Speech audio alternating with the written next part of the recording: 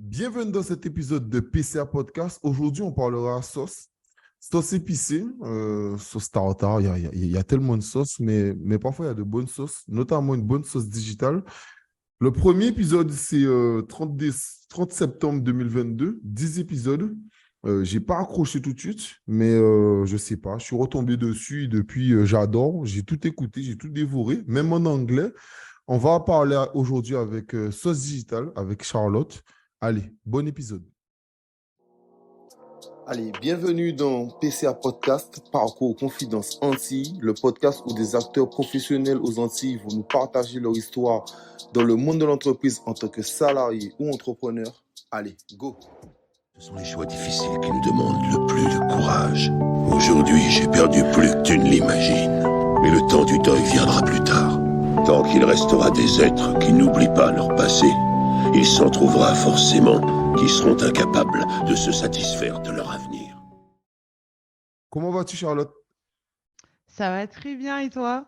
Mais moi, ça va, comme d'habitude. Je suis content de t'accueillir dans mon podcast. C'est rare que je fasse d'autres podcasteurs. J'ai fait Cédric et Dominique. Là, tu es, on va dire, le deuxième podcast. Donc, content de t'avoir, étant donné que j'aime énormément ce que tu fais. Merci beaucoup. Super contente d'être là. J'aime aussi beaucoup ce que tu fais. Donc, Non, mais c'est vrai. En plus, j'ai vraiment écouté tous les épisodes d'un coup. Et je ouais. suis sincère avec les gens. J'ai pas écouté. Quand c'est sorti, alors c'est Kim qui est pour l'épisode que j'ai vu. Bon, j'ai pas écouté. Et puis, je sais pas, je suis tombé dessus. Et puis, en 2 jours, là, j'ai tout dévoré. C'est très facile à Ouais. écouter. Donc, on parlera un peu de ça. Mais avant de débuter, qui es-tu? Alors, qui je suis? Je suis Charlotte et Nala. Je suis rentrée au pays depuis 1 an et demi maintenant. Et avant ça, j'étais entre la France et l'Angleterre. Et je travaillais dans le marketing. Donc, je faisais du marketing digital pour les startups. Tu vois, plutôt un poste polyvalent sur des sujets qui étaient certes intéressants, mais qui ne m'animaient plus trop réellement, en fait. Donc, d'où ma décision. Quand je suis rentrée, j'ai voulu me connecter avec d'autres personnes qui faisaient mon métier. Et franchement, dans l'immédiat, j'ai pas trouvé. Donc, pour poser un petit peu le cadre, c'était en septembre 2021, du coup. Donc aussi, pleine période de confinement à répétition, donc je pense pas l'idéal, pour rencontrer du monde. Et en fait, du coup, c'est encore une fois le digital qui m'a fait rencontrer, la première personne qui a aussi été la première invitée du podcast, donc Axel Porlis, qui est web designer et brand designer et du coup qui, elle, était rentrée un petit peu avant et m'a un peu dressé le tableau du digital en Guadeloupe. Donc voilà, c'est comme ça que ça a commencé, je dirais. Ok, alors bon, ta première invitée a un très beau prénom, Axel. J'aime beaucoup ce prénom. Moi aussi, pour Euh, les deux d'ailleurs, un homme et une femme, je trouve ça très ben stylé. oui, totalement. Bon, avant de rentrer dans le vif du sujet, en tout cas de parler de ton podcast et ton activité aussi pro, Ouais. euh, ton parcours scolaire, c'est quoi? Alors, mon parcours scolaire, c'est lycée au pensionnat de Versailles à Basse-Terre, filière S. Pas vraiment mon choix. C'était clairement un choix dicté par mes parents pour, je pense, dans le but de m'assurer un avenir, d'être rassurée. Je ne sais pas pourquoi. La filière scientifique Comme tous les parents. semblait, ouais, voilà, comme tous les parents, mais il y a quand même eu ce refus de ma part. Je ne voulais pas le faire et on m'a fait comprendre que je pourrais changer d'avis quand je serai chez moi. Donc, je me souviens quand même, je me suis battue. Mais bon, écoute, je suis allée en S, j'ai eu mon bac tant bien que mal, avec vraiment des notes aléatoires. Et ensuite, je suis allée en école de commerce, donc en France. À ce moment-là, je pense que je voulais quitter la Guadeloupe. Je ne me voyais pas encore y vivre, y rester. J'avais l'impression je sais pas, d'être un peu en retard surtout, de manquer d'opportunités, de manquer d'ouverture d'esprit, de nouvelles personnes, etc. Donc, a priori, j'étais très contente de partir. Et puis, je suis arrivée. Et je dirais pas que la France m'a giflé, mais j'ai eu un rappel à la réalité, en tout cas, de ce que c'est que de quitter son territoire, d'être loin de sa famille, d'apprendre une nouvelle culture, de nouvelles coutumes, des choses qui paraissent évidentes et qui pourtant sont complètement différentes, comme les interactions entre les gens, typiquement. Donc, du coup, là, à ce moment-là, je suis à Nice. Donc, l'idée, c'était quand même d'être proche de la mer, puisque, pour plein de raisons, j'aime beaucoup la proximité avec la mer. Je préfère les sports nautiques. Donc, je me suis dit, il y aura au moins ça. Et je ne sais pas si j'ai été déçue, mais c'était définitivement, je pense, la première fois que j'étais confrontée à la réalité de la vie, je dirais. Je ne sais pas si tu vois ce que je veux dire. Oui, oui, oui, je vois très, très bien. Ouais. Et donc du coup, de là, une école de commerce avec, pas que, mais beaucoup de fils d'eux, très peu de personnes qui me ressemblent, très peu de personnes qui sont dans la même situation que moi, où tu sais, il y a le côté quand tu es étudiant où le week-end, tout le monde rentre chez lui le week-end et moi, j'étais là, quoi. Et je faisais face à des questions du style, mais pourquoi tu rentres pas en Guadeloupe? Ouais, pour un week-end, je sais pas. Et puis, le prix du billet, enfin voilà quoi. Donc aussi me rendre compte que ma réalité était bien différente des personnes qui m'entouraient et qu'en plus, elles en étaient pas conscientes. Enfin, c'était déjà même compliqué de situer la Guadeloupe sur une carte. Donc il y avait aussi ça, à faire face à des stéréotypes sur son territoire qu'on n'a jamais entendus avant et qui semblent complètement délirants, mais qui existent malgré tout et que les gens ont l'audace de poser. Donc c'est encore une Après, fois. pour moi, il y a jamais une mauvaise question. Tant que ça reste bienveillant, même maladroit, hein.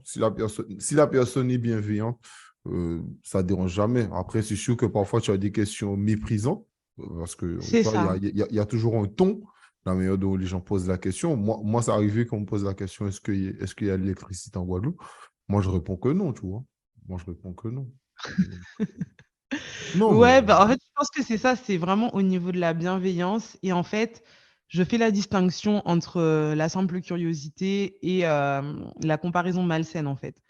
Parce que du coup, c'est plus quand c'était, tu sais, dans le but d'être comparé en mode, par exemple, je fais une spécificité, pardon, par rapport à ce territoire que j'énonce, tu vois, je sais pas moi, typiquement, la Guadeloupe, c'est l'île aux belles eaux, tu vois? Genre voilà. Et du coup, quelqu'un, là, m'interrompt, il me dit, «Mais de toute façon, enfin, Guadeloupe, Martinique, c'est pareil». Et par opposition, va être hyper choqué que je ne sache pas positionner la Bretagne sur une carte ou que je ne connaisse pas le drapeau breton parce que c'est important, tu vois? Et donc quelque part, sous-entendre cette hiérarchie par rapport, à la valeur de l'information ou dans certains cas, affirmer sa région, parler de spécificité à ce propos-là, c'est bien vu, tu vois? Ou dans d'autres, c'est un peu, «Ah, c'est pareil». À titre d'exemple, pendant mes 3 premières années d'école de commerce, mes résultats étaient envoyés, je ne sais pas où du coup, parce qu'en fait, mon code postal était en Guadeloupe et dans le pays, il y avait écrit Martinique.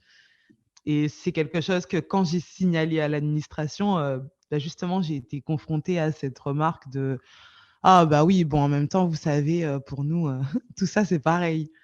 Donc je pense que c'est plus au niveau du mépris, ouais. après je comprends totalement. Et sans doute, cette personne a été hyper méprisante, mais moi, je trouve que toutes les communautés sont méprisantes envers quand ils ne savent pas.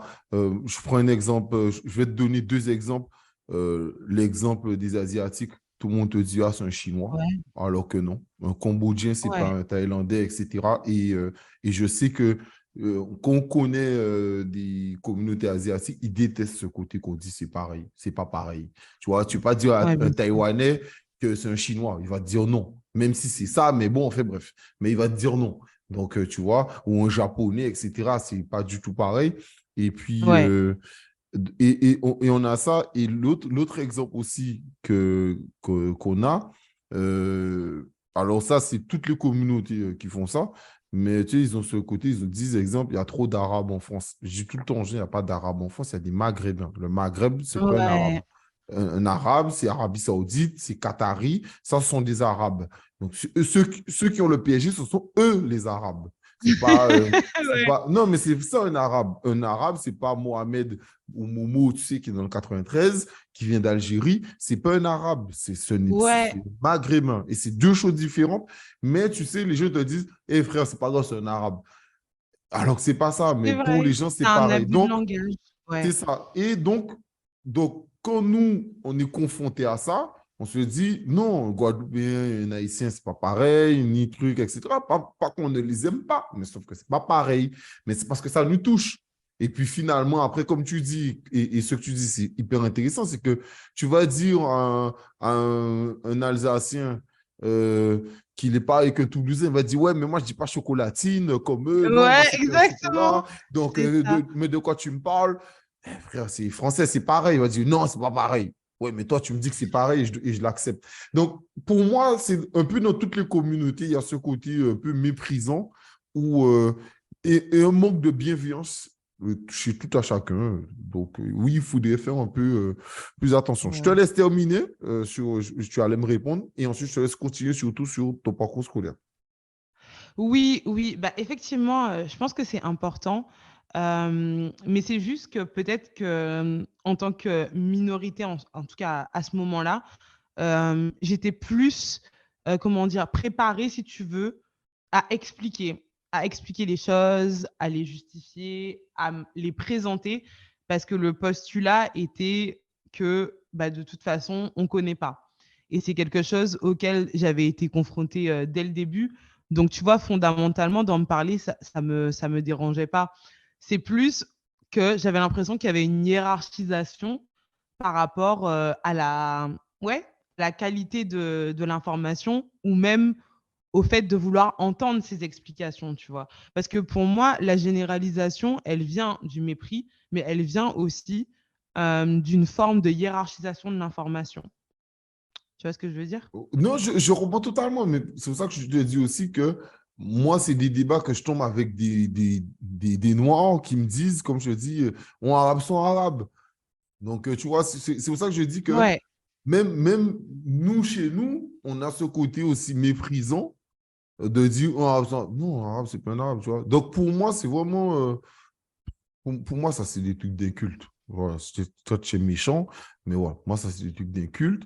Et c'est des choses. Non, parce que tu sais, quand tu veux apprendre de l'autre, quand tu as ouais, le côté, tu aimes apprendre de l'autre, comme tu dis, quand tu vas arriver, que tu vas expliquer à un blanc, non, attends, est-ce que je t'explique pour. Ou, exemple, à l'administration, non, mais non. Martin Gold, pas pareil. Déjà, c'est 972, là, c'est 971, donc je vous dis que c'est ça, donc ça peut pas être ça.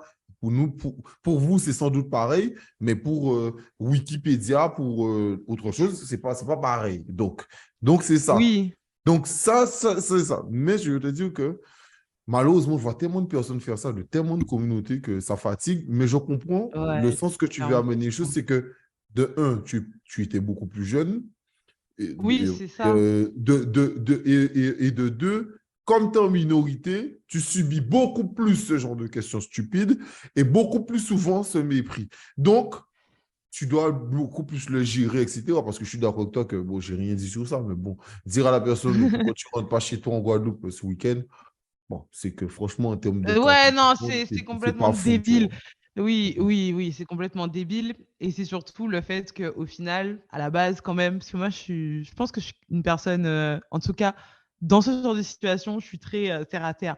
Genre à la base, je suis là pour te signifier une erreur, pour que tu m'envoies mon truc, tu vois? Ta bêtise, c'était en option en fait et du coup, je pense que c'est quelque chose qui m'a marquée et qui a impacté, mes futures décisions puisque ben, à partir de là, je me suis dit: «Non, mais il faut que tu ailles voir, ce qui se passe en dehors de la France, parce que ça peut pas être juste ça. Ton expérience de sortir de la Guadeloupe, elle peut pas se résumer à ça», tu vois? À ce type de conversation, à ce type d'échange Et je crois que la première fois que je suis allée en Angleterre, en tout cas en tant qu'adulte, seule et tout, c'était pour aller voir une amie qui, elle, je pense, ce désir chez elle, il était là depuis bien, enfin, plus longtemps, tu vois. Et elle avait décidé de choisir le programme où vraiment tu dois tout financer toi-même, tu pars en deuxième année, tu restes 3 mois et en fait, enfin, c'est pas que c'était un programme expérimental, mais en tout cas, il y avait très peu de retours sur comment ça avait été pour d'autres étudiants. Donc, j'avais trouvé ça très courageux et je suis allée lui rendre visite, donc un week-end à Londres. Je me suis rendu compte que vraiment l'Angleterre me plaisait sur plein d'aspects. Déjà, le fait de parler anglais, enfin, j'adore ça. Et je pense que j'ai plus de recul avec la langue, en fait. Parce que le français, comment dire? Que ce soit par rapport à l'accent ou par rapport aux difficultés d'apprentissage à l'école, j'ai l'impression que mon histoire avec le français est compliquée, elle est lourde en fait. Et l'anglais, le fait de l'avoir appris plus tard, quand je pense peut-être ma personnalité était mieux formée, c'est pas une langue qu'on m'a imposée, quelque part je l'ai choisie. Ça fait que quand je m'exprime en anglais, je prends beaucoup plus mon temps, je suis beaucoup plus réfléchie et je pense beaucoup plus au sens des mots. On est moins dans la spontanéité et paradoxalement, je trouve que en tout cas, que c'est plus confortable dans le fait de s'exprimer oralement. Et donc, où est-ce que j'allais avec ça? Oui, donc du coup, je suis en Angleterre, pardon. Ouais, voilà, continue. Ouais, donc je suis en Angleterre, j'y suis, c'est trop bien. On sort en boîte et là, je rencontre 3 Français et il faut savoir qu'à ce moment-là, je n'avais pas de stage. Et en fait, j'ai trouvé mon stage qui était mon tout premier emploi, enfin la première fois que je postulais de ma vie, c'était en boîte de nuit à Londres et c'était, un entrepreneur, un Parisien qui avait une chaîne de pizza et qui m'a dit, «Ah mais moi je te prends en stage de communication, il y a pas de souci» et j'y croyais à moitié, tu vois? Mais je me suis dit: «Non mais il y a pas d'endroit pour avoir de bonnes opportunités», tu vois? Donc OK, pourquoi pas, on reste en contact. On a je crois qu'on se parlait sur Facebook à ce moment-là. Et puis, au final, ça s'est fait et je suis restée 2 mois en stage chez eux où, j'ai découvert les premiers défis de l'emploi, tu vois? Qui sont que on va pas toujours te demander de faire ce qui est sur ta fiche de poste, tu vois? Qu'il faut bien lire un contrat avant de le signer parce que il y a plein de choses. En fait, si tu veux, j'entends souvent récemment en mode: «Ouais, la jeune génération, ils sont pas conscients de ci, ils sont pas conscients de ça, ils respectent pas assez en entreprise». Je pense qu'il faut être humble, hein. Moi, quand j'ai commencé dans mon premier travail, il y a plein de trucs, c'était pas carré, tu vois? Enfin, ne serait-ce que, par exemple, sur les absences, sur, les protocoles, tu vois? Genre quand tu t'apprêtes à faire quelque chose, tu en parles avant. Quand tu as pas compris quelque chose, tu poses la question. Ça, c'était de l'apprentissage terrain. Et je pense à lui des fois, je pense que c'était pas facile de m'avoir en stagiaire, tu vois? Mais c'était, hyper formateur et encore une fois, ça m'a appris qu'il faut bien lire un contrat. Voilà. Il faut bien savoir, O- dans quoi on s'engage. Ok. Je te laisse continuer après ce stage. Qu'est-ce que tu as fait? Alors après ce stage, donc de là, je repars à Nice. Je suis un peu triste parce que je T'as repars en fait kiffé? dans un environnement. Ouais, j'ai kiffé, cette aventure, ces opportunités, cette autonomie et là de revenir à l'école, c'est un peu avec les mêmes personnes, avec l'esprit un peu étriqué, c'est un peu compliqué. Donc je me dis: «C'est pas grave, c'est un temps à passer, focus-toi sur la prochaine étape» qui est, du coup, à mon tour, je peux partir, en échange en Erasmus. Voilà, l'année d'après. Donc, faut avoir de très bonnes notes pour aller en Angleterre. Enfin, c'est l'une des destinations les plus chères. Faut penser au budget et tout ça. Donc, je prépare vraiment tout ça comme un plan d'action et j'arrive à Newcastle. Du coup, de là, j'ai mon école, je pars, j'arrive et j'ai récemment, raconté cette aventure dans un autre podcast, mais enfin voilà quoi, j'arrive, pleine de clichés, je pense et de rêves dans la tête et en fait, j'arrive la nuit et il y a juste une supérette avec plein de trucs chers à côté, tu vois, qui est ouverte et je suis là: «Oh non, ça va être ça ma vie, mais c'est nul, mais j'ai pas les moyens, mais je peux pas, mais il y a personne», tu vois? Et ensuite dans les prochains jours, ça s'est amélioré, j'ai rencontré des gens et j'ai retrouvé ce côté en fait où où tu pars à la découverte de plein de choses, de plein de cultures, de plein de sujets, mais ça se fait via des connexions avec d'autres personnes, en fait. Et on est dans cet environnement où tout le monde est hyper intéressé, de savoir d'où la personne vient, quel est son parcours, pourquoi on est arrivé à Newcastle et où je pense, je me suis réconciliée avec le fait de pas de je dirais pas parler avec des étrangers, mais ouais, me dévoiler à des gens que je connais pas, en fait. Parce que je m'étais un peu renfermée dessus et là, enfin, c'était la révélation et à ce moment-là, j'ai beaucoup rejeté la Guadeloupe, tu vois? Je me disais: «Ah voilà, enfin, c'est ce que je cherchais, il y a tout qui va vite, je peux commander plein de trucs, je peux aller où je veux, je suis à un vol, à 30 € du reste de l'Europe, je rencontre des gens de partout, ils ont l'esprit ouvert, personne n'est cliché, personne n'est, heu, comment dire? Obsédé par la religion, tu vois? Genre et par ses préceptes, c'était vraiment la libération et à ce moment-là, je sais pas pourquoi, mais j'ai vraiment ressenti le besoin, si tu veux, de rejeter, la Guadeloupe, la possibilité d'y vivre, tu vois? Et en fait, je pense que je rejetais peut-être quelque chose qui m'a rejetée, tu vois?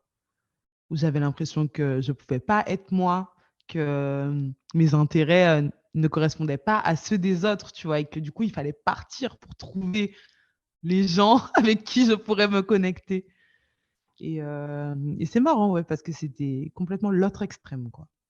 Ouais, non, mais bah, je comprends totalement. Après, tu sais, c'est normal. Moi, quand je suis parti de Guadeloupe en 2009, moi, moi, j'ai dit à ma mère, mais jamais je reviendrai de ce putain de pays de merde.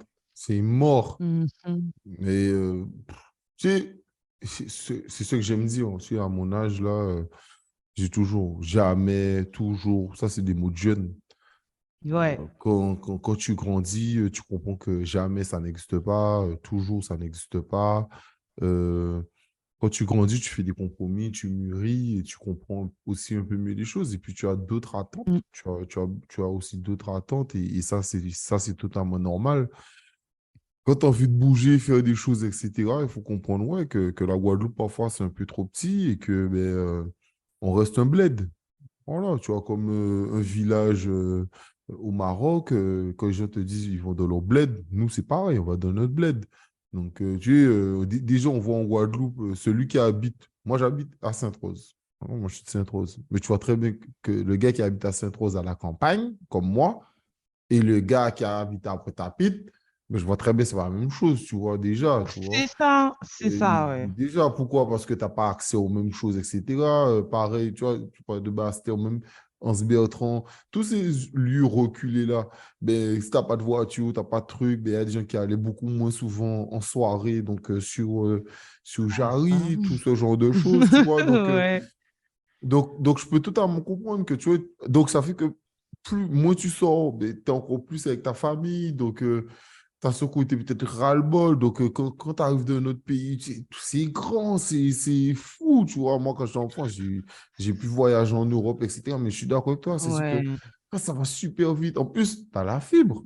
Tu as la fibre. La fibre, ça arrive hyper tôt là-bas. Tu as la fibre, il y a de l'eau. Tu vois, c'est tout con. Tu as de l'eau, Ouais. tu as de l'électricité, ça va vite, etc. Tu as tout. Franchement, Tu as donc, 1000 moyens de transport, mais d'arriver quelque part, bien sûr, bien sûr. c'est Donc, je comprends ouais. totalement. Et c'est pour ça que je comprends. Et puis après, comme tu dis, ben, après, tu as beaucoup plus de maturité. Et voilà. On termine cette année, l'année Erasmus. OK, ouais, donc l'année Erasmus se termine du coup, je me rends vraiment compte que, j'ai envie de relever le défi de travailler dans ce pays et d'y rester et en fait, c'était, si tu veux, un espèce de double diplôme. Donc j'ai vraiment fait l'expérience complète de, commencer une année d'études, et la cérémonie de diplôme avec les chapeaux à la fin et tout, genre vraiment c'était trop stylé et donc de là, j'ai mon premier diplôme. Il me reste 6 mois dans l'autre école. J'ai encore du coup un autre diplôme à passer et là, à ce moment-là, en fait, c'est là que j'ai, 1re offre de travail, tu vois? Et c'est en Angleterre justement Et on en revient à apprendre de ses erreurs, tu vois. À chaque fois, je compare un peu cette métaphore à l'appartement. Mon premier appartement, il était pourri, tu vois. Deuxième appartement, je savais qu'il fallait le double vitrage, qu'il fallait faire attention aux voisins et tout, et ainsi de suite, jusqu'à l'endroit où je suis maintenant. C'est un apprentissage graduel. Ben là, en fait, c'était exactement pareil au niveau de la signature des contrats. Donc, au vu du premier, cette fois-ci, j'ai un petit peu mieux lu, mais c'était en anglais, tu vois. Et je sais pas si c'est par orgueil ou autre, mais j'ai pas pu le montrer à beaucoup de personnes. Et c'était une offre où vraiment on vient me chercher à Nice pour aller travailler en Angleterre. Enfin, j'étais hyper flattée par le truc, tu vois. Et pardon, excuse-moi. Et au final, c'était la désillusion, un environnement de travail qui me correspond pas du tout. Le stage marketing déguisé en stage de vente. Je suis très mauvaise vendeuse, donc c'était affreux. J'habite dans des lieux pas cool. Je suis dans une maison, je suis dans un ancien placard. Enfin, que des trucs où je me dis, waouh, être adulte, c'est ghetto. Franchement, j'ai jamais autant appelé ma mère. J'ai jamais autant regretté la Guadeloupe. Ah, j'avais envie de rentrer chez moi, hein. La maison, là, avec mes 3 frères et sœurs, où il y a tout le temps du bruit, il y a tout le temps de l'ambiance. Elle m'a manqué, hein, quand j'étais dans mon placard, là.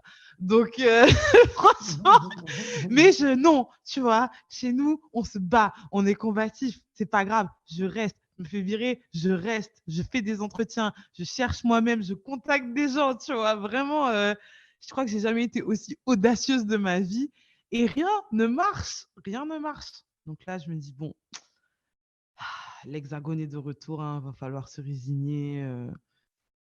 Je trouve pas, je trouve pas. Donc, je rentre et je postule à un master dans l'université où j'ai fait mon échange. J'y crois pas trop parce que j'ai bien profité de mon Erasmus, donc mes notes n'étaient pas top. Mais j'avais la volonté, petite lettre de motivation et tout, je me chauffe. Au final, je suis acceptée et je rentre à Paris. Je me dis, bon, quitte à revenir en France, autant revenir à un endroit où j'ai de la famille, j'ai des amis.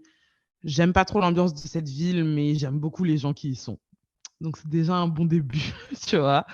Donc là, je reste, je repars en master. Donc à ce moment-là, j'habite en Angleterre. C'est vraiment différent parce qu'on commence à parler du Brexit. Donc pareil, je commence à me dire, mais vraiment, j'ai un mauvais timing pour tous mes choix, quoi. Là, je suis acceptée, je suis dans le pays, je peux enfin faire mon diplôme. Mais s'il faut, je ne vais même pas pouvoir rester parce que le Brexit, quoi. Et en plus, vraiment, je ne sais pas si tu te souviens, mais les discussions autour du Brexit, c'était nébuleux. On aurait vraiment dit à un moment que ça allait pas vraiment se passer, tu vois, que c'était un peu un coup de pression.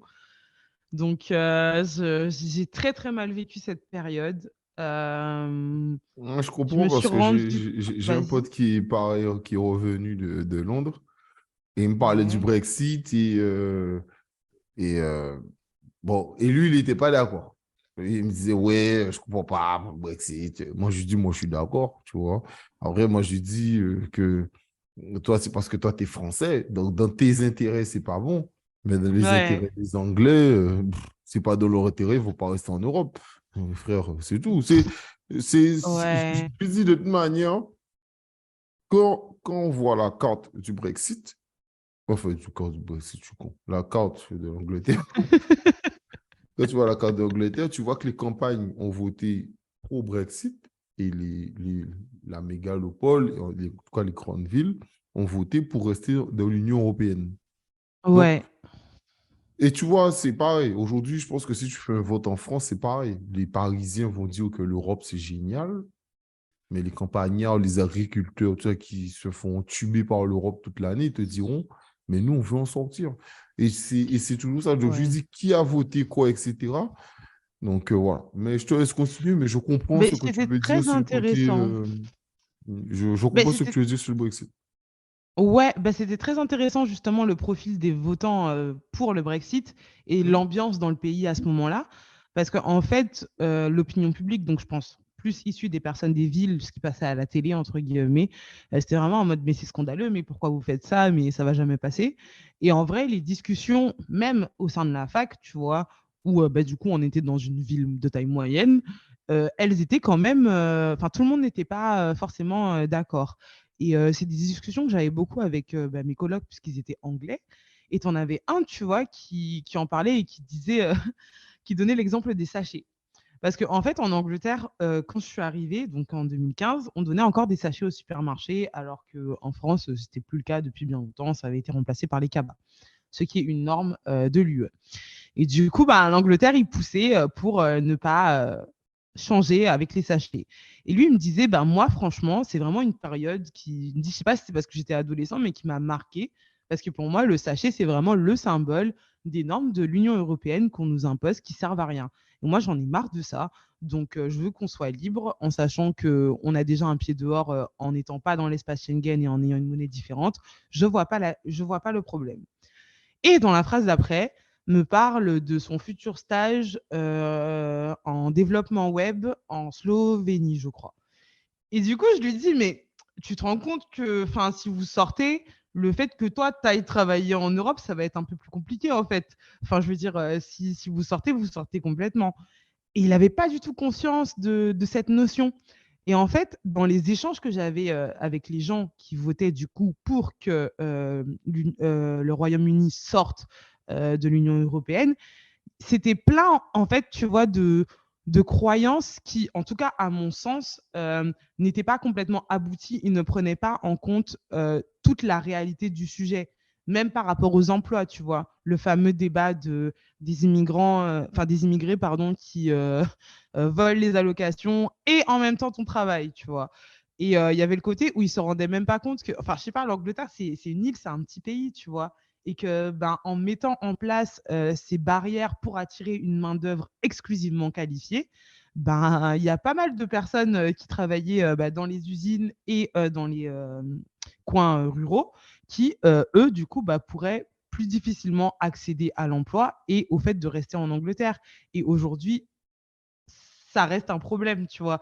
Il y a des politiques d'emploi massifs dans certaines régions qui sont contraires aux premières conclusions du Brexit, tu vois. Donc, je trouvais que c'était particulièrement intéressant, mais en tout cas, en tant que personne qui s'apprêtait à entrer sur le marché de l'emploi anglais, étant française à ce moment-là, c'était juste stressant. Parce qu'en fait, je me retrouvais juste face à des employeurs qui me disaient, en fait, je ne sais pas, donc non. Puisque du coup, je ne sais pas ce que je vais faire même avec mes employés européens actuels. Donc, non. Donc, ça a été deuxième retour en France à contre-cœur. Donc, en te parlant de tout ça, je me rends compte qu'à chaque fois que je suis allée en France, c'était un peu contre mon gré, tu vois. C'était un peu le truc par défaut. Peut-être l'option safe, tu vois. Je sais pas. Ok. Ensuite, puis. Ensuite, j'arrive à Lyon. Je suis en stage encore et je commence mon premier emploi. C'est pas facile d'être à Lyon. C'est une ville. Il y avait une salle de sport nazie dans ma rue, quoi. Voilà. Je pense que ça résume assez bien mon expérience à Lyon. J'ai jamais vu des opinions aussi opposées aux miennes, pardon, aussi visibles, je dirais. Tu vois. Puisque que ce soit le nazisme enfin, surtout le nazisme, j'ai l'impression que c'est quelque chose que j'ai plus étudié dont j'ai été témoin, tu vois.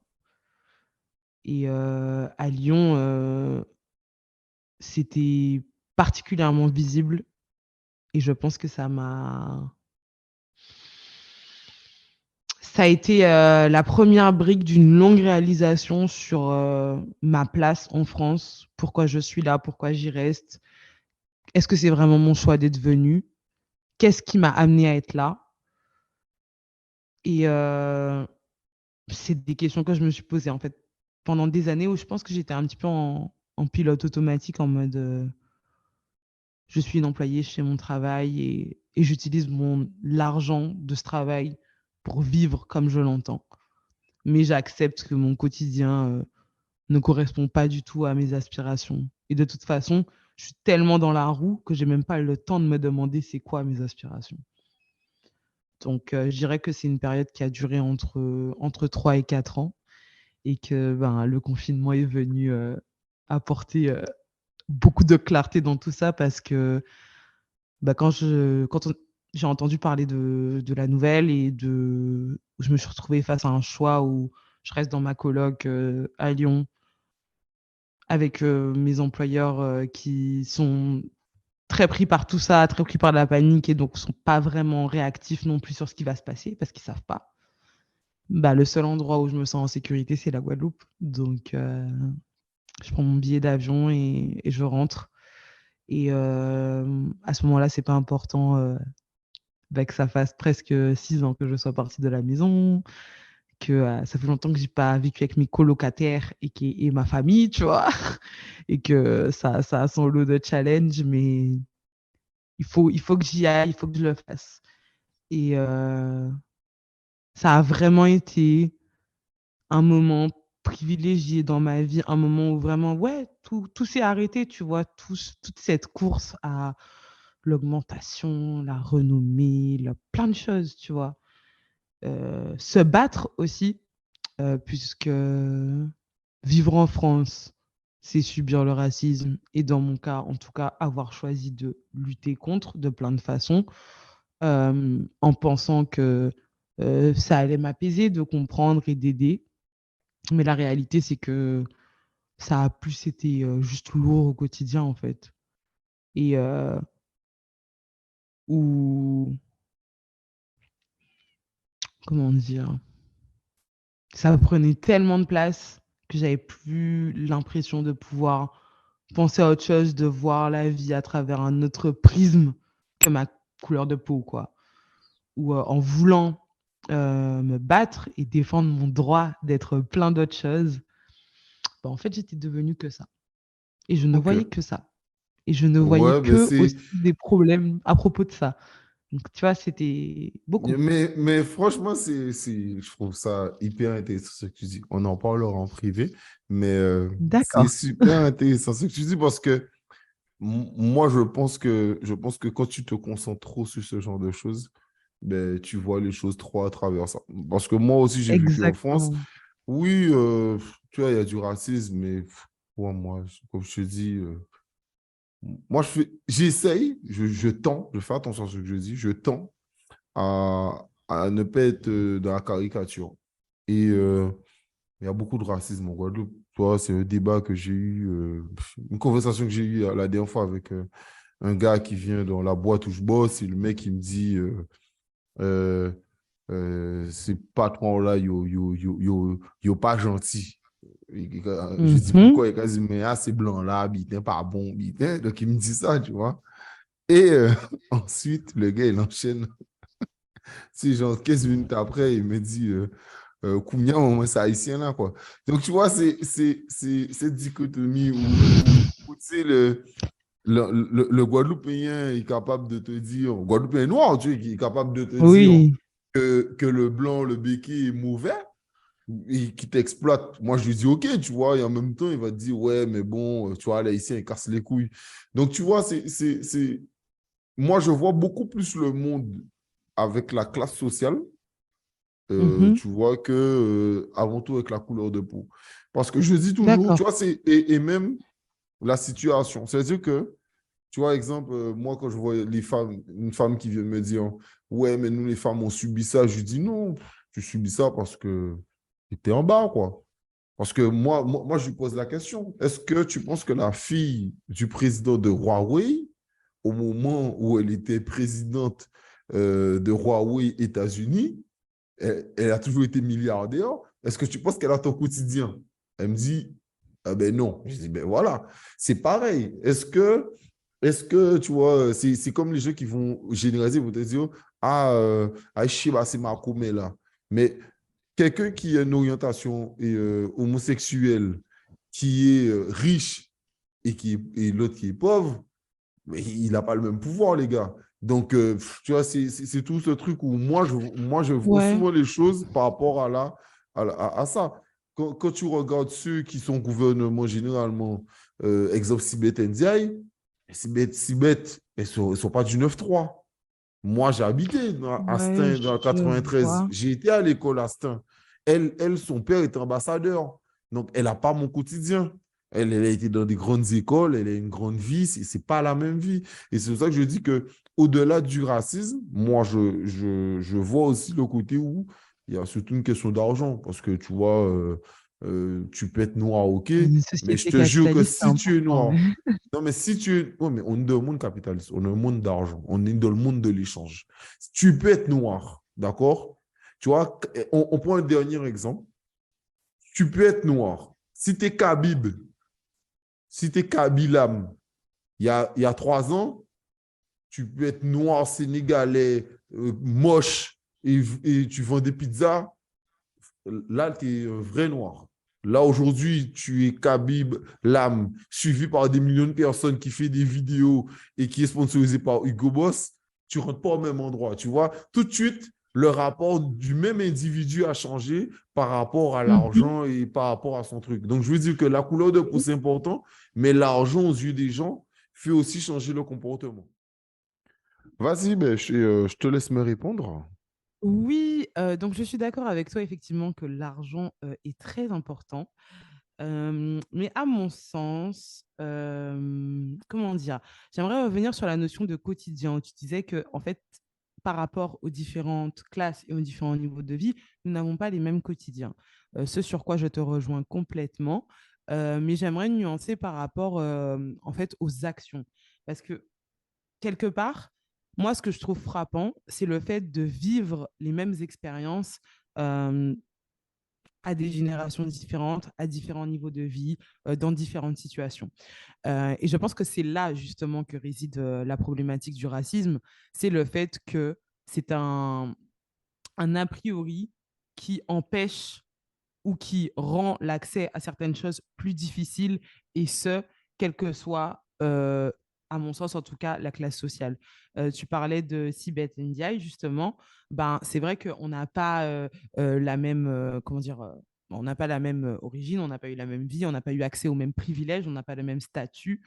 Par contre, elle, tout comme moi et des centaines de millions de femmes noires à travers le monde, elle a été jugée par rapport à sa coupe de cheveux, ce qui a impacté sa crédibilité. Et en fait, ça, c'est quelque chose qui lui est arrivé en dépit de son statut, qui a fait débat au sein de son métier.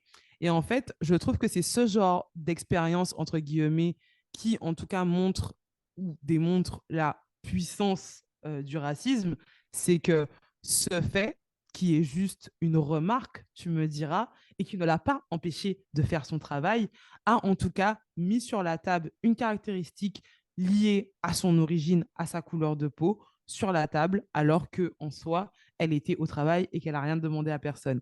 Et ça, c'est une expérience commune, comme je disais, dont j'ai pu, enfin, que j'ai assisté, à laquelle pardon, j'ai assisté par rapport à elle, dont ma mère m'a parlé, dont d'autres collègues noirs m'ont parlé et que j'ai vécu aussi. Et en fait, en soi, qu'est-ce qu'on fait de cette information une fois qu'on l'a? Bah, pour moi, c'est euh, montrer à quel point cette caractéristique peut être impactante parce qu'elle vient de cette idéologie qui est problématique. Et au plus on aura ces exemples, entre guillemets, d'expériences communes, au plus le fait que ce soit problématique soit démontré. En tout cas, c'est ce que je croyais au début. Parce que je me disais, il suffit que les gens se rendent compte des choses et tout va marcher. Mais en fait, non.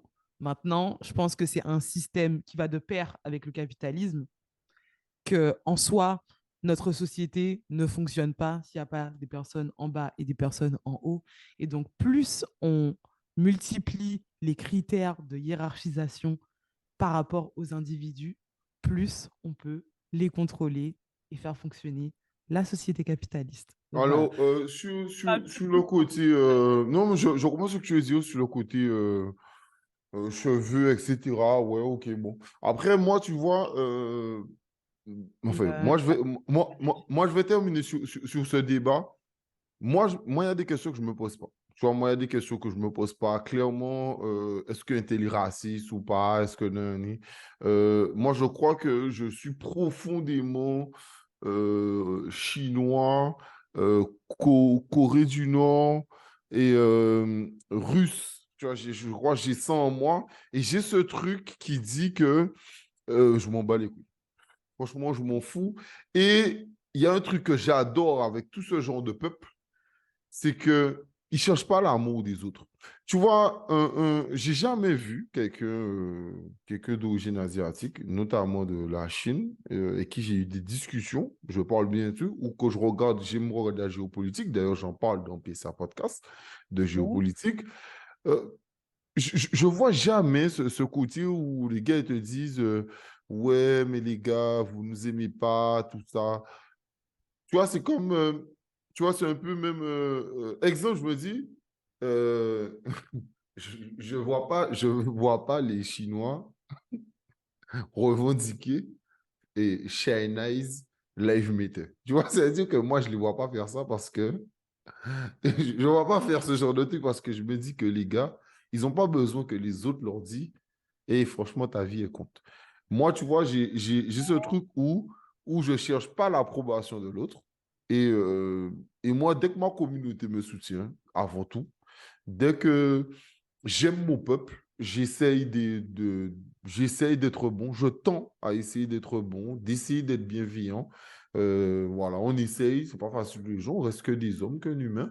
Donc, j'essaye ça et puis voilà. Après, franchement, tu vois, c'est le débat que j'ai déjà eu, même par rapport, exemple, tu vois, même moi, les gens parfois me disaient, est-ce que tu es choqué de Zemmour ou tu vois, exemple, la dernière fois, un gars du RN, il dit au gars, retourne en Afrique. C'est pas grave. Ben ouais, retourne en Afrique. Ok, qu'est-ce que je te dis? C'est pas grave. L'Europe, de toute manière, moi, actuellement, ce que je vois, c'est que l'Europe s'écroule, d'accord? Économiquement, ça s'écroule. Beaucoup de choses s'écroulent. Euh, tout le pays en tête de partir à volo. Donc, voilà. Et tu vois, moi, exemple, un truc. Moi, je critique la gauche et la droite, d'accord? Moi, je suis apolitique. Mais exemple, un truc qui m'a fait rigoler pendant le confinement, c'est que le monde entier est confiné. L'économie va mal, mais je voyais parfois des débats, tu vois, de droite, entre guillemets extrême droite, des personnes qui parlaient de l'immigration. Donc je me dis, même à ce moment où il y a tout qui est grave, vous avez quand même à remettre ce sujet-là. Donc, que c'est pas grave. Et en plus, pour moi, c'est encore un faux débat. Est-ce que je vais prendre le temps de te répondre parce que toi, tu m'expliques qu'il y a trop de Mamadou ou trop de Mohamed en France. Mais est-ce que c'est Mamadou et Mohamed qui font les lois? Non, parce que moi, actuellement, le président de la France ne s'appelle pas Mamadou, il s'appelle Emmanuel Macron. Et c'est un Français bien français. Bruno Le Maire, c'est un bon Français bien français. Jacques Chirac, c'est pareil. François Hollande, c'est pareil. Donc, tout ça, c'est des bons Français qui ont toujours bien qui ont géré la France. Et vous vous plaignez de ça. Donc, pour moi, c'est toujours un truc.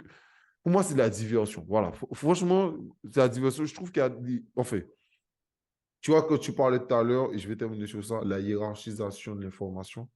Ben, moi, Mhm. j'ai ça. Moi, je fais ça. Ça veut dire que de mon côté, euh, ça, c'est trop bas par rapport à tout ce qu'on a à gérer. Voilà. Je te laisse Ok. me répondre parce que je sens que tu as envie de me répondre. Parce qu'on se voit, Ouais, bien sûr. oui, Ouais, bah oui. je te laisse me Euh, répondre et ensuite, oui, on passe à la partie, à la dernière partie, sauce digitale. Parce qu'il faut en parler. c'est vrai. Oui, donc par rapport aux remarques et au fait que bah, du coup, c'est juste des sujets abordés qui en soi ne changent pas nos quotidiens. Je peux comprendre ce point de vue. Mais en fait, je pense que vis-à-vis du racisme, c'est pas ça qui me dérange. Parce que du coup, tu parlais du fait d'aimer sa communauté et tout. Moi, je pense que je suis animée par deux choses. C'est la liberté, tout d'abord. Je veux faire ce que je veux, quand j'en ai décidé ainsi.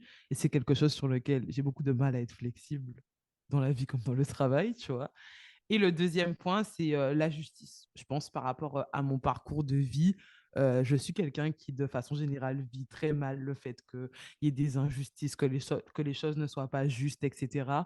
Et c'est quelque chose qui a beaucoup motivé, en fait, mon apprentissage. Le fait que je veuille savoir des choses, c'est parce que je ne comprenais pas comment ça puisse se passer par rapport à ce qu'on m'avait décrit sur les humains et sur nos objectifs, comment on a pu en arriver là.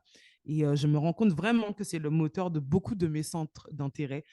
Et si je dois être honnête, y compris dans la lutte antiraciste. Mais en fait, ce qui me gêne dans le racisme, moi, c'est qu'on m'empêche de faire ce que je veux. Le fait que tu critiques mes cheveux ou que tu me dises que je suis belle pour une noire, des trucs comme ça, je m'en fous complètement. C'est vraiment l'aspect systémique. C'est le fait que par rapport à Jean-Charles de Poissy, moi, je ne peux pas trouver un appartement aussi facilement. C'est par rapport au fait que quand je suis dans un emploi, on me demande si je vais emmener mon plat de chez moi qui pue. Genre, pourquoi est-ce qu'on en parle pendant l'entretien? Est-ce que ça va déterminer si tu m'embauches ou pas? Bref, c'est tous ces petits points, en fait, qui, quand certaines personnes en parlent, peuvent avoir l'air anodins, mais dans les faits, nous empêchent de faire ce qu'on veut. Et en fait, en tout cas, moi, m'ont empêché dans ma vie de faire ce que je veux. Et du coup, à ce niveau-là, je pense que quelque part, la lutte, comment dire, j'aimerais pouvoir dire que c'est par rapport à l'injustice, c'est parce que j'ai envie que le monde soit beau, etc. Mais non, c'est parce que je suis noire et que je l'ai subi et que ça m'a empêché de faire des choses, tu vois. Et je pense que c'est vrai, en tout cas par rapport à beaucoup d'opinions et de luttes que j'ai. C'est parce que c'est arrivé, ça m'est arrivé ou c'est arrivé à des personnes que j'aime et ça les a empêchées de faire ce qu'elles voulaient.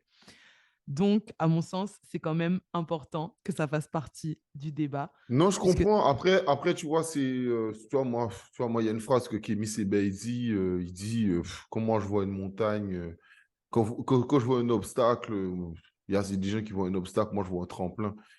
Tu sais, moi Ouais, j'étais en France, tu sais, moi j'étais en France, quand tu veux louer, ta mère, elle peut gagner 6 000 euros, on te dit, elle peut pas servir de garant parce que c'est pas la France. Tu vois, pourtant, c'est un département français, mais parce que c'est pas la France, donc il faut se battre autrement, etc.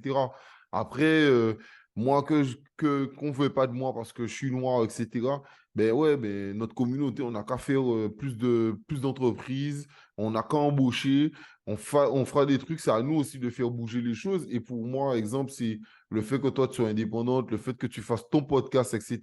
Tu vois, c'est comme si moi, j'arrive et je dis, ben ouais, ben, je comprends pourquoi moi, je comme passe j'avais pas dans le podcast des autres, etc. vraiment.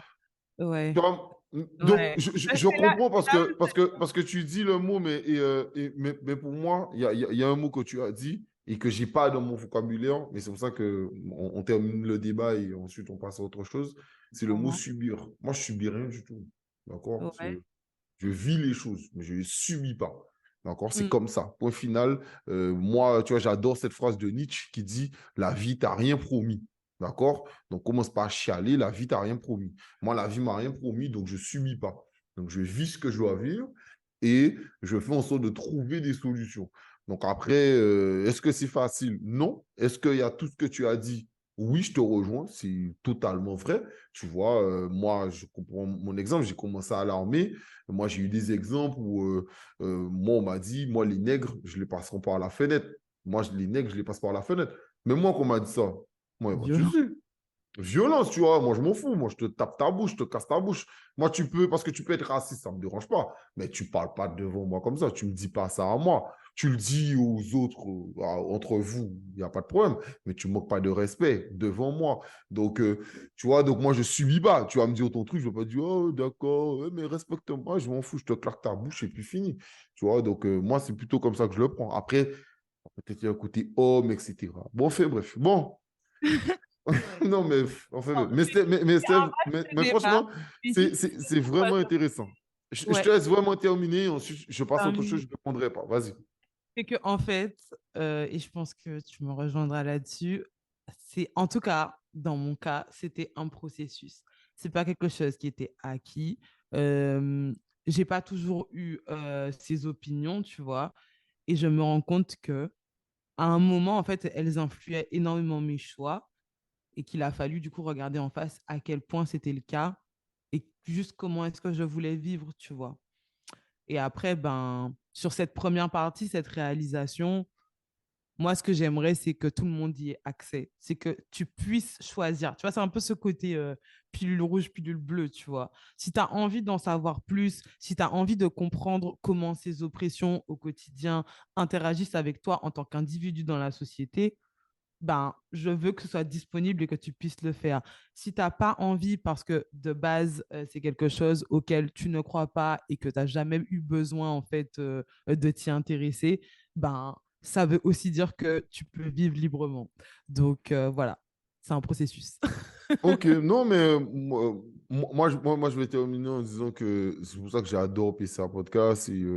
C'est parce que je rencontre des gens formidables comme toi et que ben, et c'est aussi ce que les gens doivent apprendre aussi, je pense, surtout actuellement.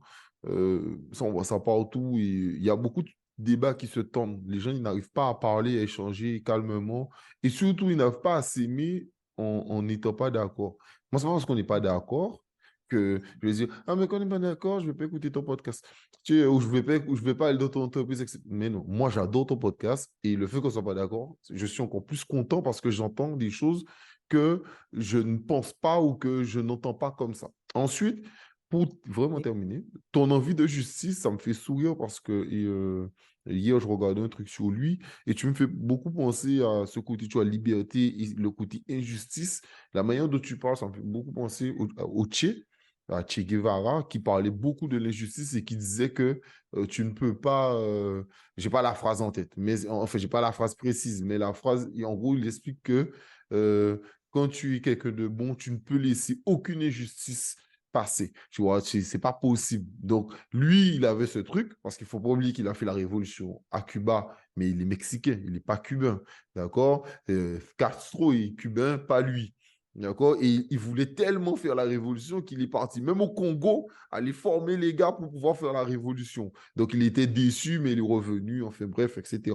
Mais il avait ce truc, et c'est pour ça que les gens ne te voient pas parce que c'est audio, mais quand tu parles, tu vois, tu sens le truc, tu vis, tu vois, pour non, il faut que ça soit libre, tu vois. Donc, Ouais. l'injustice, etc. Donc, bon, ça me fait sourire, mais ça me fait beaucoup penser au Tché.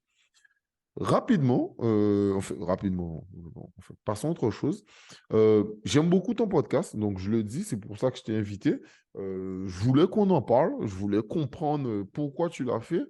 Euh, donc, j'ai expliqué, c'est sorti en septembre. Pourquoi tu as lancé Sauce Digital? Alors, j'ai lancé Sauce Digital parce que concrètement, je voulais savoir comment était le quotidien des experts et des experts du digital dans la Caraïbe. Faisant partie de cette catégorie moi-même et étant face aux problématiques de notre territoire, donc les difficultés d'accès à Internet, le fait qu'on soit sur des industries où l'innovation a du mal à s'installer, ou en tout cas concerne souvent les mêmes secteurs qui sont comment dire, enfin, qui performent économiquement sur l'île. Et du coup, ouais, tout simplement, je voulais en savoir plus sur ce qui se passe et mettre en avant des personnes qui ont réellement cette légitimité d'experts par rapport à leur métier, mais qui ont aussi cette expérience de la vie aux Antilles. Voilà. Ouais, non, mais top, top, top. Le nom, tu l'as trouvé comment? Euh, je sais pas, vas-y. Alors, le nom, bah, déjà, on en a parlé en off, mais je suis guinéenne et ivoirienne. Et en fait, j'ai grandi en Guadeloupe. Et la sauce, c'est trop important, en fait. Genre, je sais pas comment t'expliquer ça autrement. C'est juste que la sauce, c'est un élément hyper important des cultures noires et afrodescendantes. C'est quelque chose qui va complètement changer ton expérience gustative du tout au tout, mais qui va peut-être aussi représenter un moment, une célébration, une part de ta culture. C'est une façon de s'affirmer, en fait. Et je trouve que ce qui est intéressant dans la pratique du digital aux Antilles, c'est que contrairement aux croyances populaires, aux débats en tout cas que je vois, on n'est pas en retard, on n'a pas 10 ans de retard. On a une façon unique de faire les choses qui est propre à notre territoire. Et c'est des modèles que l'on peut retrouver justement dans d'autres pays issus de la diaspora. Donc je me suis dit, il y a un truc avec la sauce, tu vois. C'est ce qui nous rassemble et qui en même temps fait la diversité de notre héritage culturel. Donc voilà. Non, enfin, bref, je suis d'accord avec toi. J'adore la bouffe africaine de plein de pays différents. Enfin, bref, je suis C'est totalement d'accord avec toi. Et comment tu choisis tes invités et est-ce que tu as des difficultés à les trouver? Et autre chose, la gestion des épisodes, comment tu les sors, etc. Comment tu gères tout ça? Ok. Alors déjà, comment je choisis mes invités? Comme je disais, j'aime bien quand les choses sont carrées. Donc en fait, il y a un cadre par rapport à où je veux aller et l'ambition que j'ai pour ce podcast. Et en fait, mon truc, c'est un peu d'organiser pour que les gens puissent s'exprimer au max dans des sujets spécifiques, tu vois. Donc, eux, ils disent ce qu'ils veulent comme ils veulent, mais il y a toujours en fait la même valeur pour l'auditeur, qui est la découverte d'une expertise, des recommandations d'outils et des recommandations concrètes pour les entrepreneurs. Quel que soit le sujet, quel que soit l'épisode de Sauce Digital, il y a toujours ces trois éléments. Donc, j'ai commencé en fait autour de ça, tu vois. Et je me suis dit, ben, concrètement, aux Antilles, quand tu regardes le paysage entrepreneurial, qu'est-ce qui se passe au niveau du digital? Il y a quelques sites internet, il y a énormément de gens sur les réseaux sociaux, et il y a une utilisation accrue de WhatsApp. Donc, je me suis dit, bah, en fait, il faut commencer par quelque chose qui a du sens pour tout le monde, et pour les experts, et pour les entreprises, et pour juste ceux qui s'intéressent au digital. A priori, tout le monde sait ce qu'est un site internet. Et je crois que c'est 70% de la population française qui a un compte sur un réseau social. Donc, on part sur des sujets connus de tous. Et du coup, c'est pour ça que j'ai choisi donc de commencer par concrètement les prérequis pour créer son propre site internet, ce que ça implique, c'est quoi les avantages, les inconvénients, les clichés, quelle est la réalité de la construction d'un site internet pour un prestataire de service. Et là, je me suis dit, ben, en tant qu'auditeur, tu as un aperçu global de la démarche. Et plus jamais j'entendrai je voudrais bien investir dans un site internet, mais j'ai que 400 euros. Donc, c'est une façon de redonner en fait le pouvoir, je trouve, au prestataire, donc d'expliquer les choses selon ses propres termes, et pour l'auditeur d'avoir un aperçu complet de l'expertise de quelqu'un avant de s'adresser à lui, et donc quelque part de mieux savoir ce que tu demandes aussi. Donc, en tout cas, les premiers choix sur le site internet, l'emailing, le community management sur Instagram, c'était vraiment des choix pour cadrer en fait les grosses sous-disciplines du digital, tu vois. Non, mais Et je suis totalement d'accord avec toi parce que moi, c'est ce que j'adore. Je vais totalement dans ça, c'est-à-dire que moi, j'aime parce que tu parles d'un sujet, c'est hyper précis et c'est peut-être 20 30 minutes, mais c'est 20 30 minutes sur quasiment le même sujet. Donc, on rentre vraiment en profondeur dans ce sujet et on parle un peu aux alentours. Mais franchement, je suis totalement d'accord avec toi. Mais continue, continue. Et la gestion des invités? Est-ce que oui, c'est difficile de les avoir bah alors au début, j'avais fait une liste, j'avais fait une dream list, tu vois, des meilleurs experts en tout cas que j'avais dans mon écosystème, sur LinkedIn ou dont j'avais entendu parler. Et en fait, ça s'est pas du tout passé comme ça. Déjà, je crois qu'au bout du troisième épisode, en fait, j'ai écouté un podcast où la dernière question à l'invité, c'était bah, qui est-ce que tu aimerais voir passer dans le podcast? Et je me suis dit, mais c'est génial, parce que en vrai, les bonnes personnes connaissent les bonnes personnes. Ça, c'est un truc qui est très vrai, je trouve. Donc, à partir du troisième, j'ai commencé à demander aux invités bah, qui est-ce que tu recommanderais pour le prochain. Et en fait, ça a complètement chamboulé mon calendrier éditorial, donc ma précieuse organisation que je voulais suivre et que j'avais prévue sur 2 ans et qui n'a tenu que 2 mois. Voilà. Donc, je me suis dit, bon, accepte ce truc, tu l'as créé pour mettre en avant les gens et pour que, en fait, l'évolution du podcast vienne d'eux. Donc, si c'est la direction que ça prend, on y va. Donc là, j'ai commencé à recontacter donc, les personnes qui étaient recommandées et à les placer en 2, 3 épisodes plus tard. Donc, c'est comme ça que s'est fait le choix. Et par contre, il y a quand même certaines disciplines sur lesquelles, ben, du coup, j'ai fait le choix personnellement et j'ai pris contact avec la personne. Pour être honnête avec toi, on ne m'a pas toujours répondu, mais des fois, ça donne de meilleures surprises. C'est-à-dire que, par exemple, pour la vidéo, j'avais en tête vraiment une personne qui, à mon sens, avait une expérience idéale et sur YouTube et sur les réseaux et en tant que vidéaste, tu vois. Et c'est en plus quelqu'un avec qui je suis allée à l'école. Donc, parfait, tu vois. Vraiment, parce que comment dire, j'ai un objectif secret avec ce podcast. C'est Bastère domine le monde, en fait. Donc, comment je choisis? Je privilégie les Bastériens, on va pas se mentir. Oui, mais on l'a déjà entendu deux, trois fois. Ouais, et je me suis dit, ouais, ouais. Donc, je me suis dit, attends, là, c'est parfait. Et en fait, elle m'a jamais répondu. Et ben, j'étais pas particulièrement déçue. Plus, en fait, c'est que tu vois, mon excitation est redescendue parce que je m'étais fait un film sur l'épisode en mode, ça va être ça, on va parler de ça, elle est trop bien, ça va être génial. Et en fait, ben, en Mais la discutant personne avec... t'a pas répondu parce que la personne n'a pas vu ou la personne a ou t'as laissé en vue. Ouais, non, enfin, pas vraiment laissé en vue, puisqu'elle m'a dit, si, si, bah, du coup, ça me dit bien, j'écouterai. Et en fait, je crois que je l'ai relancée, elle n'est jamais revenue vers moi.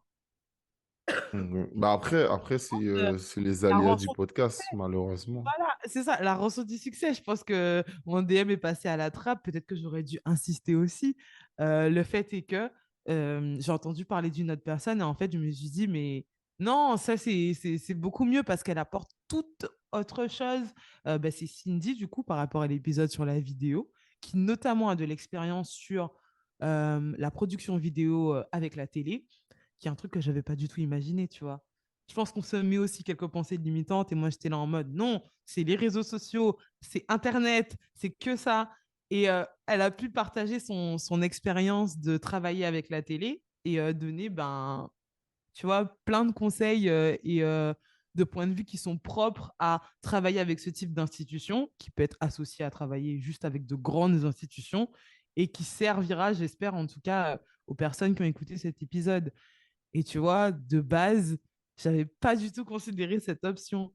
Donc, j'aimerais vraiment profiter de cette interview pour dire que Sauce Digital, ça vient aussi beaucoup des invités du podcast. Et je sais pas encore exactement comment ça va évoluer, mais je sais que ça va évoluer avec eux. Et qu'à partir du moment où j'ai décidé même de leur demander qui est-ce qu'ils souhaiteraient voir dans le podcast, ça a complètement changé le truc, quoi. Donc, je suis très reconnaissante. Non, non, non, mais je comprends totalement. Au-delà de l'objectif qui est complètement enfin qui n'arrivera jamais, Bastien ne dominera jamais la Guadeloupe, mais au-delà de cet objectif, c'est quoi ton objectif pour ce digital? Alors, mon objectif pour ce digital, c'est en faire, je dirais, un média de référence sur l'actualité du digital dans la Caraïbe, afin de donner la voix à ces personnes, tant pour parler de leurs difficultés que de leurs accomplissements, qu'ils aient vraiment en fait un lieu de discussion, un espace safe pour en parler et pour qu'on puisse aussi collectivement réfléchir à faire des actions concrètes pour le territoire. Parce que ce qui est bien avec le podcast, c'est que ça s'exporte en fait partout. Et donc, du coup, ça. Et encore plus avec des épisodes en anglais. Donc, j'espère ça, tu vois, augmente le nombre de personnes qui peuvent participer collectivement à cette démarche qui, pour moi, est essentielle pour le territoire, en fait. Je ne sais pas pendant combien de temps on pourra compter sur le digital comme outil de développement, mais a priori, en ce moment, c'est pas, tu vois, c'est une bonne idée, tu vois. Donc, je me dis, il faut qu'on se mette ensemble et qu'on réfléchisse à comment est-ce que concrètement on peut prendre part à cette innovation et l'appliquer à nos problématiques, tout simplement. Ouais, non, mais enfin, oui, je suis totalement d'accord parce que c'est vrai que pour le moment, tu as sorti un épisode en anglais. Tu fais pas beaucoup de stories, d'ailleurs, parlons-en un peu. Pourquoi je fais pas beaucoup de stories où on voit ton visage, salut les followers, comment allez-vous? Déjà, je crois que j'ai pas trop envie de faire ça, en fait. Parce au risque de paraître cliché, je suis trop occupée à vivre, en fait. Non. Je pense que là, on rentre un petit peu dans les défauts professionnels. Le marketing et le contenu, c'est mon travail. faire des contenus qui convertissent, les écrire, se mettre en scène, réfléchir à comment est-ce que ça va impacter une audience. Et je pense qu'en tout cas, dans le cadre de Sauce Digital, j'avais vraiment envie de quelque chose qui soit un lieu de discussion. C'est pas moi qui parle, c'est eux en fait. C'est pas moi que tu vois, c'est eux. Et du coup, là, j'envisage des développements, notamment un site internet qui va référencer les métiers du digital et donner plus d'informations sur les prestations, les outils du quotidien. Donc, vraiment, tu vois, une bibliothèque d'informations. Bah, encore une fois, il s'agit de mettre les experts et leurs expertises en avant. Donc, j'ai l'impression que ça n'a pas vraiment de sens de me montrer, tu vois. Mais en même temps, c'est une cachette bien confortable parce que j'aime pas ça. Donc voilà, c'est ça la vérité. Ok, ok. Mais après c'est peut-être pour le moment, tu vas peut-être te montrer plus après, tu vois. C'est Ou ça, tu, en fait. Un équilibre. après aussi, tu peux le faire seulement quand il le faut, tu vois. Moi aussi, Oui. exemple, ben, moi, j'essaie de le faire pour donner des informations. C'est-à-dire que je sais que quand je veux montrer mon visage, vu que déjà, c'est pas souvent, donc les gens ils feront déjà plus attention à cette story-là. Ouais. Ah, ok, donc voilà, donc là, c'était pour annoncer la saison 5. En plus, j'ai du retard. Enfin, bref, bon. J'ai du retard, ça devait sortir le mi-février, finalement, ça sort. Début mars, donc voilà, bon, c'est pas grave, c'est comme ça. Mais donc je fais ça, mais je suis d'accord aussi que bon, ben, je fais en sorte de garder ce truc où, ouais, ce côté où si je dois montrer mon visage, je le fais, mais j'aime pas forcément ça non plus. Donc, ouais, voilà. En tout cas, si j'ai le choix, je le fais pas. Donc, voilà. Ouais. Euh, Je pense qu'on peut se sentir un peu prisonnier là-dedans. En tout cas, dans de précédentes expériences, ça a pu m'arriver, tu vois. Le fait de se mettre en avant et donc forcément d'habituer en fait ton follower à te voir, à interagir avec toi. Bah, le jour où tu t'arrêtes, en fait, il faut t'expliquer. Et je crois que j'ai beaucoup, beaucoup de mal avec l'idée de m'expliquer auprès d'inconnus. Aussi bienveillants soient-ils et faisant partie de ma communauté et étant super cool, j'ai pas envie de devoir leur expliquer des trucs. Enfin, il y a déjà tellement de gens à qui on doit expliquer des trucs. S'il faut aussi le faire avec tous les inconnus d'Internet, voilà quoi. Enfin, donc, non, mais non, enfin, bref, je comprends totalement. Euh, c'est quoi ma dernière question? Enfin, l'une de mes dernières questions.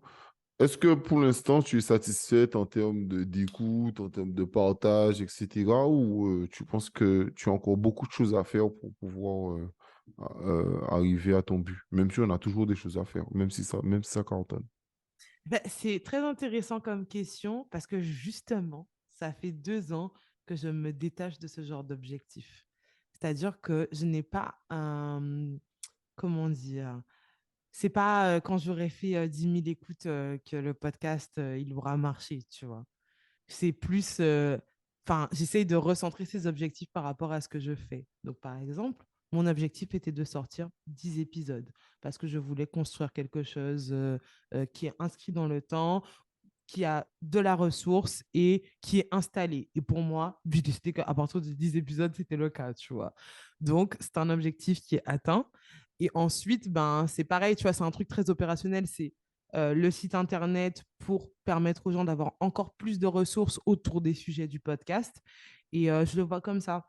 Parce que je me rends compte que quelque part, l'objectif en termes de nombre d'écoutes, de nombre de followers, c'est des chiffres que je suis tous les mois pour voir l'évolution du podcast, on est d'accord. Mais pour moi, en fait, ils ne sont pas en rapport avec son succès ou avec l'accomplissement du projet, tu vois.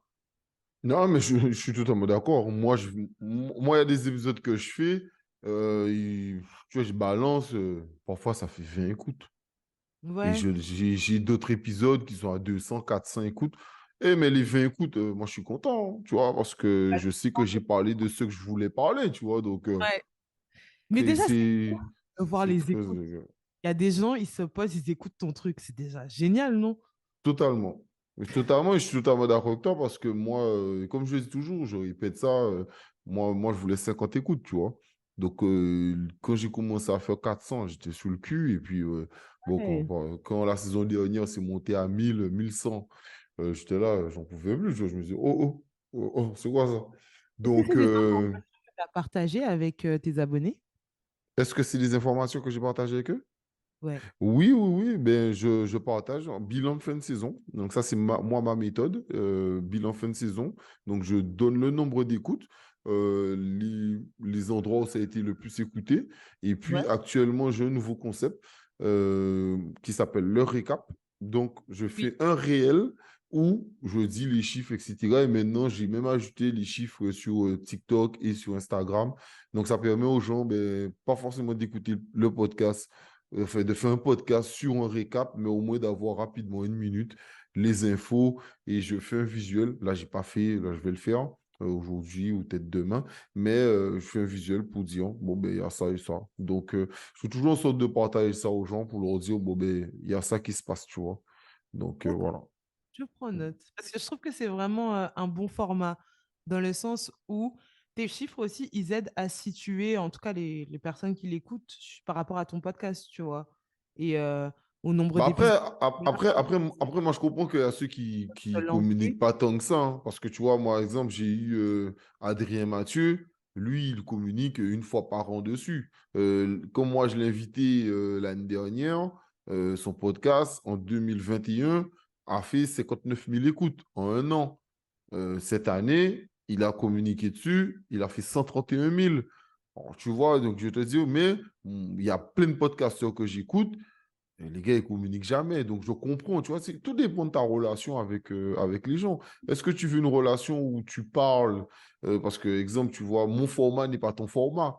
Et c'est pour ça Mhm. aussi que j'aime ton podcast, parce que ton podcast ressemble à ton podcast. Mon podcast, déjà, on n'a pas de notion de temps. Donc, moi, je peux faire un podcast de 2 heures. Ça ne dérange pas les gens parce que, exemple, le deuxième podcast le plus écouté, c'est celui de Olivier Delamarche et il fait plus de 2 heures et demie. Donc, les gens l'ont écouté. Donc, il y Ouais. a d'autres podcasts qui font 1 heure et demie, les gens l'ont écouté. Donc, voilà. Donc, tout dépend de ton rapport avec les gens. Et les gens, ils savent que ben, moi, je donne mon avis, je discute, blablabla, etc. C'est comme ça, c'est PCA Podcast, tu vois. Ok. Donc, voilà. Euh, c'est quoi ta vision rapidement pour la Guadeloupe? Ma vision pour la Guadeloupe. euh, Pleine conscience. Je voudrais que les gens soient en pleine conscience de leur choix, de ce qu'ils font et pourquoi. Je pense que,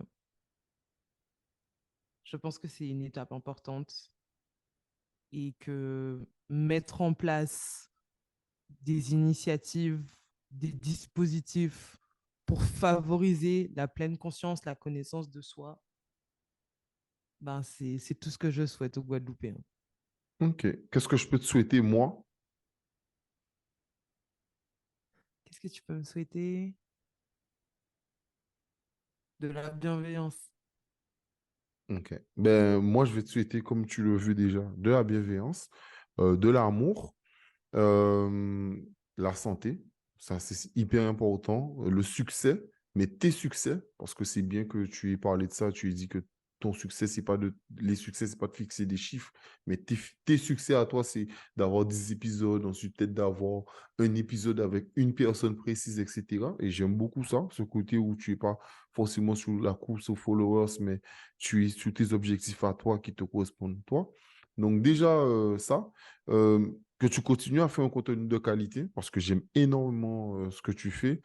Euh, et puis que tu continues à rester vrai parce que, bon, je le dis, avant qu'on tourne le podcast ensemble, on a eu une très, très longue conversation où c'était hyper riche, hyper intéressant. C'est parti à gauche, à droite. Bon, dans le podcast aussi, là, actuellement, c'est quand même parti, c'est un peu moins cadré, mais on a parlé de beaucoup de choses et je te trouve hyper vif d'esprit. Donc, c'est super intéressant et continue à faire ce que tu fais.